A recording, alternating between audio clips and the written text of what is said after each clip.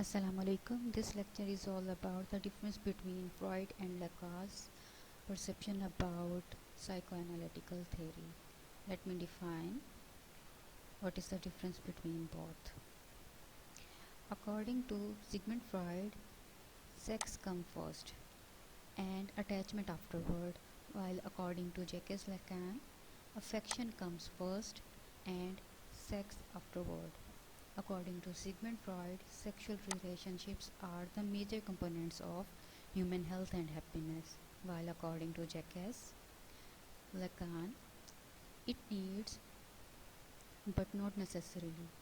इनके लिए कोई कंपल्सरी नहीं है कि होना चाहिए. According to Sigmund Freud, unconsciousness is full of dark impulsion, while according to Jacques Lacan, discourses of others or let's say full of condensation.